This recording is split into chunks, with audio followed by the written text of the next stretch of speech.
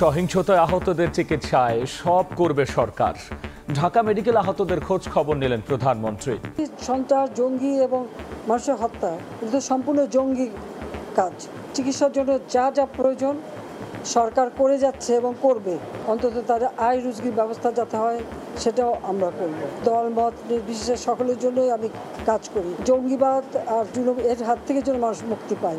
শেখ হাসিনা জড়িতদের খুঁজে বের করতে সহযোগিতা চাইলেন দেশবাসীর। দেখছিলেন প্রধান শিরোনাম। রাতের সময় সঙ্গে আছি আমি গোলাম রাব্বি। এবার অন্যান্য শীর্ষ সংবাদ। নাশকতায় নিজেদের দায় এড়াতেই আন্তর্জাতিক তদন্ত চায় বিএনপি, বললেন ওবায়দুল কাদের। ব্লক রেড দিয়ে চলছে বিরোধী ধরপাকড়, মির্জা ফখরুলের বিবৃতি। সারা দেশে স্বাভাবিক হচ্ছে জনজীবন। রাজধানীতে 9 ঘন্টা কারফিউ শিথিলে ছুটির দিনেও বাড়ে মানুষ ও যানবাহন চলাচল। সহিংসতায় নিহতদের স্মরণে মসজিদে মসজিদে দোয়া। এবং প্যারিস অলিম্পিক উদ্বোধনের আগে ফ্রান্সে দ্রুতগতির রেল নেটওয়ার্কে সিরিজ হামলা, বন্ধ ট্রেন চলাচল, শিডিউল বিপর্যয়ে ভোগান্তিতে 8 লাখ যাত্রী, নিরাপত্তা জোরদার।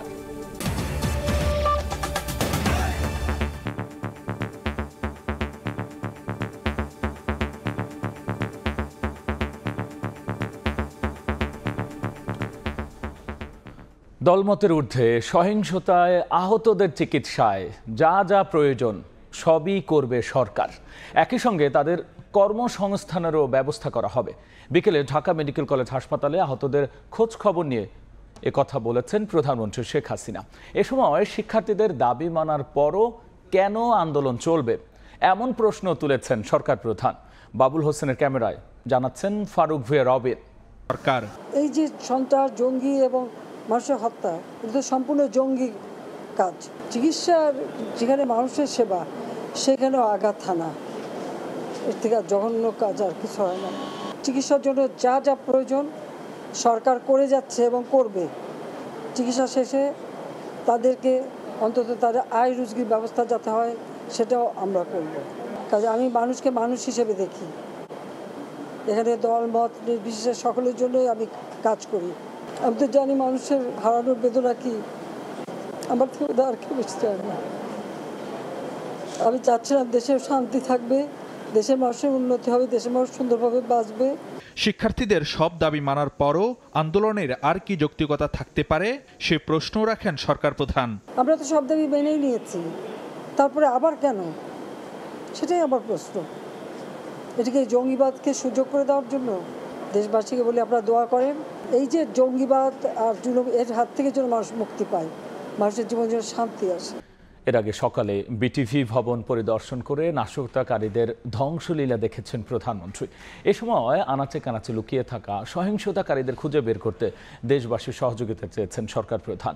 বিভিন্ন স্থাপনায় তাণ্ডব লীলার চিত্র তুলে ধরে প্রধানমন্ত্রী বলেন, যাদের কারণে জনজীবনে আবারও দুর্ভোগ ফিরেছে, বিদেশে দেশের ভাবমূর্তি ক্ষুণ্ণ হচ্ছে, তাদের বিচার জনগণকেই করতে হবে।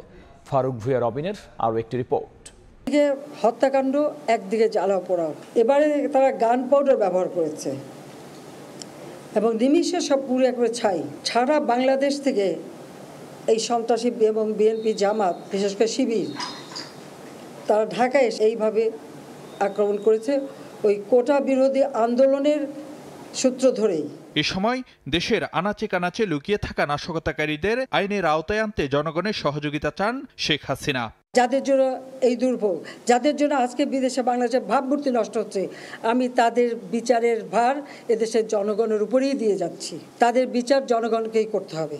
যারা এসবের সাথে জড়িত সারা বাংলাদেশের আনাচে কানাচে যে যেখানে আছে তাদের খুঁজে বের করুন এবং তাদের শাস্তির ব্যবস্থা করার জন্য সহযোগিতা করুন। প্রধানমন্ত্রী বলেন, লন্ডন থেকে এখনো উস্কানি দেওয়া হচ্ছে প্রবাসীদের, যার ফলে ক্ষুণ্ণ হচ্ছে দেশের ভাবমূর্তি, ঝুঁকিতে পড়ছেন প্রবাসীরা। আরও দুঃখের বিষয় হলো লন্ডন থেকে নির্দেশ যায় যেখানে যেখানে বাঙালি আছে সেখানে সেখানে আন্দোলন করতে হবে।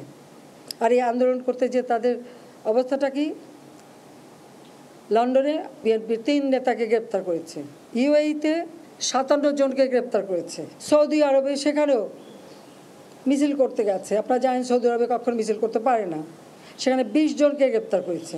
এখনও আরও অনেক জায়গায় টেলিফোন করে বলছে ওখানে আন্দোলন করো। তাহলে যেটা করা মানে কি আমাদের দেশের ভাবমূর্তি শুধু নষ্ট না, যারা কোনো কাজ করে খাচ্ছে তাদের রুজি রোজগারও তো নষ্ট হয়ে যাবে। কোটা আন্দোলন নিয়ে নিজের বক্তব্য বিকৃত করা হয়েছে বলেও জানান সরকার প্রধান। একটা জিনিস আমি লক্ষ্য করলাম, ওই মুক্তিযোদ্ধা এবং মুক্তিযোদ্ধা পরিবার বা মুক্তিযোদ্ধার দিকে যেন তাদের বেশি মানে একটা ক্ষোভ। আমার একটা কথা নিয়ে তারা কিছু কতদিন প্রতিবাদ করলো। কি কথা বলেছিলাম আমি? আমার কথাটাকে বিকৃত করা হয়েছিল। তাদের স্লোগানটা কি? তুমি কে আমি কে, রাজাকার রাজাকার, তোমার বাবা আমার বাবা, রাজাকার রাজাকার। তার মানে তারা নিজেদেরকেই রাজাকার হিসেবে পরিচয় দিল। আমি তো তাদের রাজাকার বলিনি। মিথ্যাচার আর অপপ্রচারে যেন দেশবাসী বিভ্রান্ত না হয় সে বিষয়েও সতর্ক করেন প্রধানমন্ত্রী। ফারুক ভিয়া, রবিন, সময় সংবাদ, ঢাকা। নাশকতায় নিজেদের দায় এড়াতেই বিএনপি আন্তর্জাতিক তদন্ত চায় বলে মন্তব্য করেছেন আওয়ামী লীগের সাধারণ সম্পাদক ওবায়দুল কাদের। ধানমন্ডিতে দলীয় সভাপতির রাজনৈতিক কার্যালয়ের সংবাদ সম্মেলনে তিনি এমন দাবি করেন। এদিকে বিএনপির মহাসচিব মির্জা ফখরুল ইসলাম আলমগীর এক বিবৃতিতে অভিযোগ করেছেন, ব্লক রেড দিয়ে তাদের দলের নেতাকর্মীদের ধরপাকড় করা হচ্ছে। শুক্রবার ধানমন্ডিতে দলীয় সভাপতির রাজনৈতিক কার্যালয়ে সংবাদ সম্মেলনে আওয়ামী লীগ সাধারণ সম্পাদক ওবায়দুল কাদের বলেন, দায় এড়াতেই আন্তর্জাতিক তদন্তের দাবি করছে বিএনপি। বিএনপি সবসময় দেশের উপর, দেশের জনগণের উপর আস্থা না রেখে বিদেশি প্রভুদের উপর ভর করে রাজনীতি করে। এক্ষেত্রেও তাদের সন্ত্রাস চরিত্র উন্মোচিত হওয়া, সেটা থেকে দায় মুক্তির জন্য তারা বিদেশিদের হস্তক্ষেপ দাবি করছে। এদিন দুপুরে জাতীয় প্রেস ক্লাবে এক আলোচনায় আওয়ামী লীগের যুগ্ম সাধারণ সম্পাদক ও পররাষ্ট্রমন্ত্রী ডক্টর হাসান মাহমুদ দাবি করেন, লন্ডন থেকে নির্দেশনায় দেশব্যাপী সহিংসতা চালানো হয়। আজকে রাষ্ট্র আক্রান্ত এবং এই রাষ্ট্রের উপর হামলা তারেক রহমানের নির্দেশে হয়েছে। আমির খসরু মাহমুদ চৌধুরী কিভাবে নির্দেশ দিচ্ছে তাদের তরুণ নেতাকর্মীদের যে এখানের মধ্যে ঢুকে পড়ো, তোমরা এঙ্গেজ হও। এটি কোনো রাজনৈতিক দল? আমাদের কাছে পুলিশ তদন্ত করছে, যারা পিটিয়ে মানুষ হত্যা করে ঝুলিয়ে রেখেছে প্রত্যেকের বিচার হবে। এদিকে বিএনপি মহাসচিব মির্জা ফখরুল ইসলাম আলমগীর এক বিবৃতিতে অভিযোগ করেন, গুমের সংস্কৃতি চালু রেখে মানুষের মনে ভীতি সঞ্চার করেছে সরকার। রাষ্ট্রীয় বাহিনীকে ব্যবহার করে ব্লক রেড দিয়ে ৩,০০০ বিএনপি নেতাকর্মী ও শিক্ষার্থীকে গ্রেফতার করা হয়েছে বলেও দাবি তার। সহিংসতা এবং শিক্ষার্থী সাধারণ মানুষ হত্যার দায় নিয়ে সরকারকে পদত্যাগের আহ্বানও জানান মির্জা ফখরুল। এই বিবৃতিতে তিনি দ্রুত কারফিউ প্রত্যাহারেরও দাবি জানান। আহমেদ সালেহীন, সময় সংবাদ, ঢাকা। দেশের মানুষকে জিম্মি করে সরকার পতনের জন্যই বিএনপি জামাত সহিংসতা করেছে বলে মন্তব্য করেছেন আওয়ামী লীগের সভাপতি মণ্ডলীর সদস্য অ্যাডভোকেট কামরুল ইসলাম এমপি। বিকেলে কেরানীগঞ্জ মডেল থানা আওয়ামী লীগের ত্রাণ বিতরণ কর্মসূচিতে কথা বলেছেন কামরুল ইসলাম। এ সময় তিনি অভিযোগ করেছেন, কোটার সংস্কার আন্দোলনে ভর করে বিএনপি জামাত তাণ্ডব লীলা চালিয়েছে। এই অপশক্তিকে রুখে দিতে জনগণের প্রতি তিনি আহ্বান জানিয়েছেন।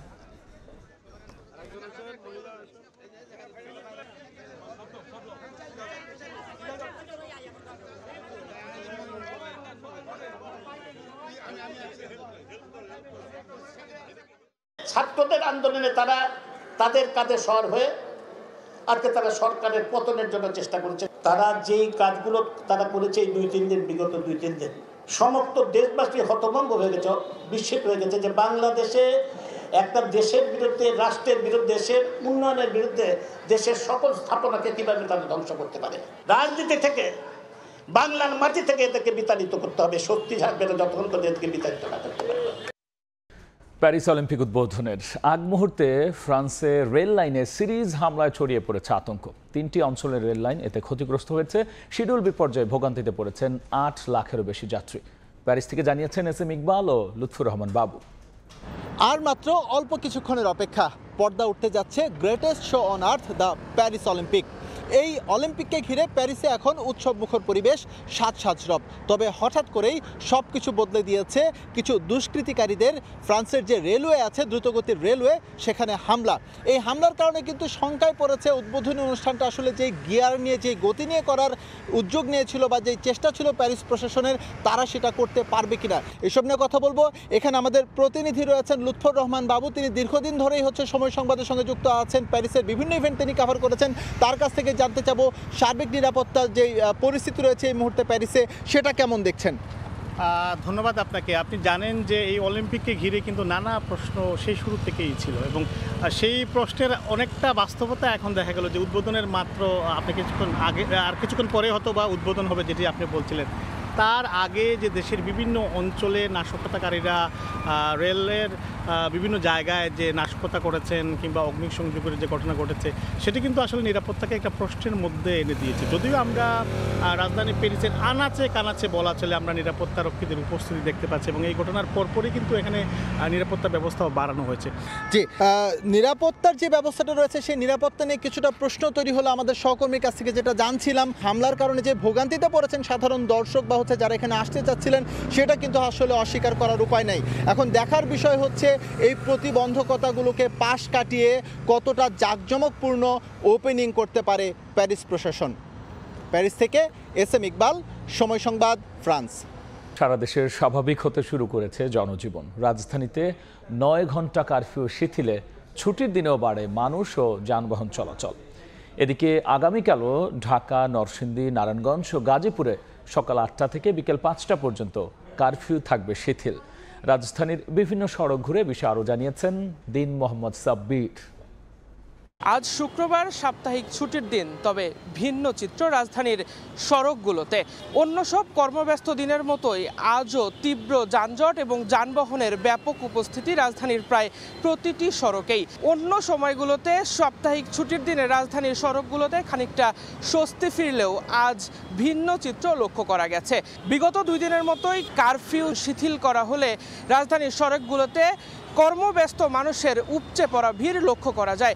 শুক্রবার সকাল থেকে রাজধানীর প্রায় প্রতিটি সড়কেই যানবাহনের ব্যাপক উপস্থিতি, একই সঙ্গে কর্মজীবী, শ্রমজীবী মানুষ এবং ব্যবসায়ী যারা রয়েছেন তাদের উপস্থিতি আমরা লক্ষ্য করেছি। আজকে একটু ফাঁকা মনে করছে, তাই সবাই দৌড়াদৌড়ি করতেছে, যার যার গন্তব্যস্থলে যাইতেছে। ব্যাটারি দেয় বাইরেছি, খাওয়ার লেগে বাইরেছি, 4-5জন ছেলে মেয়ে আছে, এগুলো খাওয়ার না নিতে আমরা চলমু কামনি। শুক্রবারে এতটা জ্যাম থাকে না, রাস্তা পুরো ফাঁকা থাকে, কিন্তু আজকে অনেক জ্যাম। এখানে কর্তব্যরত আইন শৃঙ্খলা বাহিনীর সদস্যদের সঙ্গে আমরা কথা বলেছি। তারা যেমনটি জানিয়েছেন যে অন্যান্য সময় সাপ্তাহিক ছুটির দিনে রাজধানীর সড়কগুলোতে যানবাহনের উপস্থিতি খানিকটা কম থাকলেও আজকে আসলে তীব্র যানজট এবং যানবাহনের ব্যাপক উপস্থিতি লক্ষ্য করা গেছে। যেটুকু সময় কারফিউ শিথিল থাকে সেই সময়টুকু মানুষ তার প্রয়োজনীয় কার্যক্রম সারার জন্য তাড়াহুড়া করে বের হয়, তাড়াহুড়া করে ঢোকার জন্য বাসায়।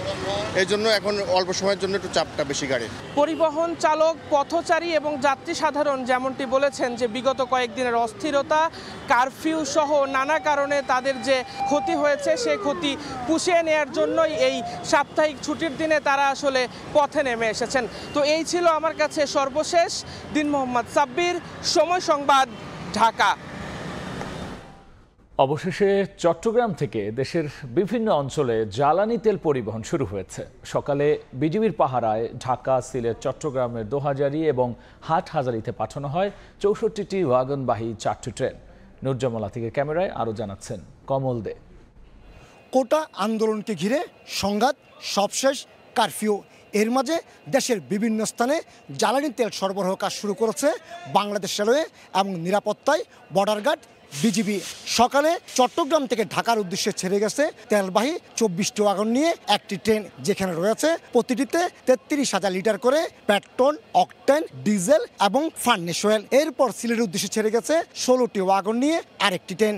সবশেষ চট্টগ্রামের দোহাজারীতে 12টি ওয়াগন এবং চট্টগ্রামের হাটহাজারীতে গেছে আরও 12টি ওয়াগন করে ফার্নেস অয়েল। মূলত চট্টগ্রামের দোহাজারী এবং হাটহাজারীতে পাঠানো হচ্ছে বিদ্যুৎ কেন্দ্রের জন্য ফার্নেস অয়েল। রাজধানী ঢাকা এবং সিলেটে পাঠানো হয়েছে প্রয়োজনীয় জ্বালানি তেল। এই তেলগুলো যদি আমরা সময়মতো না পাঠাই তাহলে বিদ্যুৎ সমস্যার সৃষ্টি হতে পারে এবং যানবাহন চলাচলে বিঘ্ন ঘটতে পারে। অপরদিকে বিজিবির পক্ষ থেকে ব্যাপক নিরাপত্তা ব্যবস্থা নেওয়া হয়েছে এইসব তেলবাহী ওয়াগন যাতে গন্তব্যে পৌঁছাতে পারে। জনজীবন সচল রাখার জন্য তেলবাহী ওয়াগনগুলো দেশের বিভিন্ন গন্তব্যস্থলে বিজিবি কঠোর নিরাপত্তার মাধ্যমে পৌঁছে দিচ্ছে। চট্টগ্রামের তেল বিপণনকারী প্রতিষ্ঠান পদ্মা, মেঘনা, যমুনা থেকে এসব জ্বালানি তেল সরবরাহ করা হচ্ছে সারা দেশে। গত কয়েকদিন ধরে জ্বালানি তেল সরবরাহ বন্ধ থাকায় জনজীবন অনেকটা বিপর্যস্ত হয়ে পড়েছিল। কমল দে, সময় সংবাদ, চট্টগ্রাম। কোটা সংস্কার আন্দোলন ঘিরে সারা দেশে সহিংসতায় নিহতদের আত্মার মাগফিরাত এবং আহতদের সুস্থতার জন্য মোনাজাত ও দোয়া করা হয়েছে। জুমার নামাজ শেষে মুসল্লিরা বিশেষ এই দোয়ায় অংশ নেন।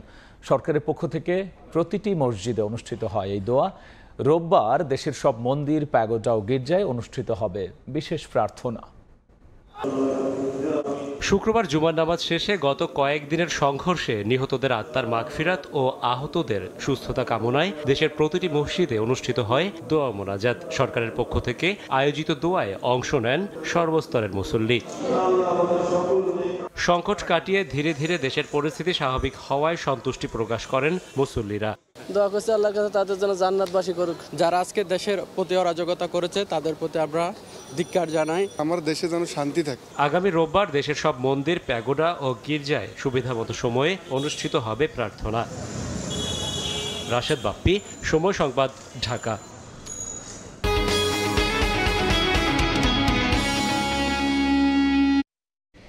ফ্লাইট বাতিল হওয়ায় রিশিডিউল করতে হয়েছে টিকিট। নির্দেশনা ছিল অতিরিক্ত কোনো টাকা ছাড়াই এমনটা করবে এয়ারলাইন্স বা এজেন্ট। তবে এক এজেন্সির বিরুদ্ধে নতুন করে 18,000 টাকা নেওয়ার অভিযোগ করেছেন এক সৌদি প্রবাসী। কাজল আব্দুল্লাহ রিপোর্ট।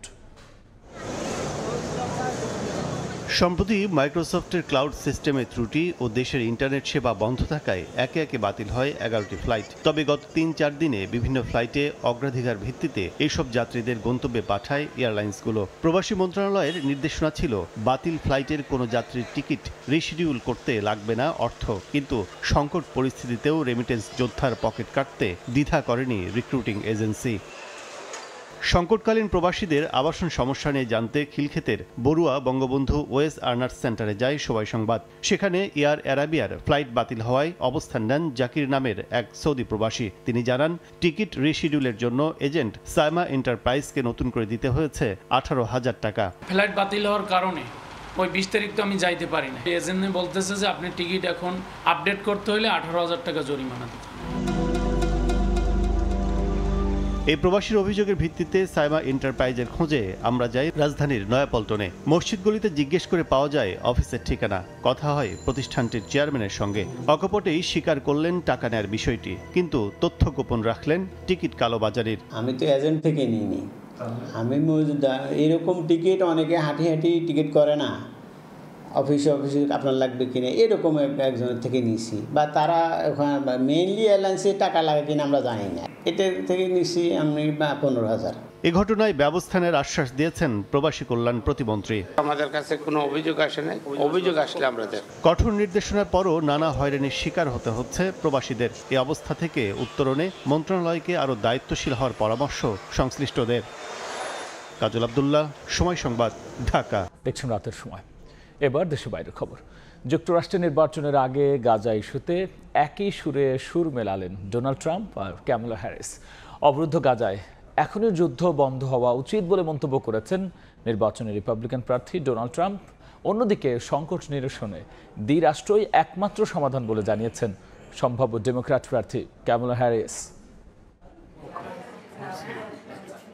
একসঙ্গে বিনিয়ামিন নেতানিয়াহু ও জো বাইডেন স্থানীয় সময় বৃহস্পতিবার হোয়াইট হাউসে বৈঠকে মিলিত হন গাজায় নিরপরাধ ফিলিস্তিনিদের উপর হত্যাযজ্ঞ চালানো ইসরায়েলি প্রধানমন্ত্রী ও তাকে একপাক্ষিকভাবে সমর্থন দেয়া মার্কিন প্রেসিডেন্ট। যদিও এদিন অবরুদ্ধ অঞ্চলটিতে যুদ্ধবিরতি চুক্তি চূড়ান্ত করতে নেতানিয়াহুকে চাপ দেন বাইডেন।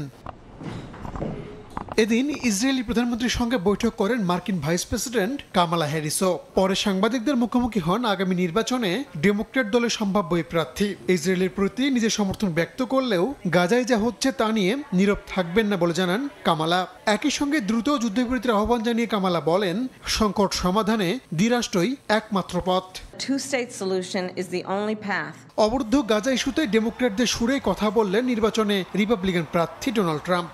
গাজায় এখনই যুদ্ধ বন্ধ হওয়া উচিত বলে মন্তব্য করেছেন সাবেক এই মার্কিন প্রেসিডেন্ট। যদিও নিজেকে ইসরায়েলপন্থী বলে দাবি করেছেন তিনি। স্থানীয় সময় শুক্রবারই ট্রাম্পের সঙ্গে সাক্ষাতের কথা রয়েছে নেতানিয়াহুর।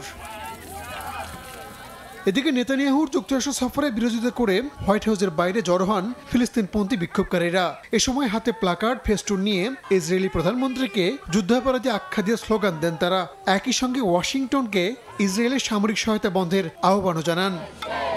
রাহানুল রানা, সময় সংবাদ। এ পর্যায়ে শীর্ষ সংবাদ জানিয়ে দিচ্ছে আরও একবার।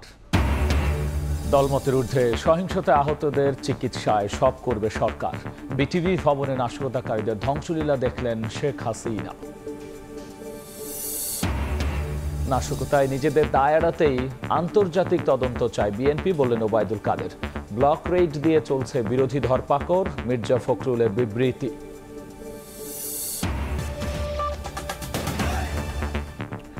এ ছিল আমার কাছে থাকা রাতের সময়। এরপর দেখবেন সম্পাদকীয়।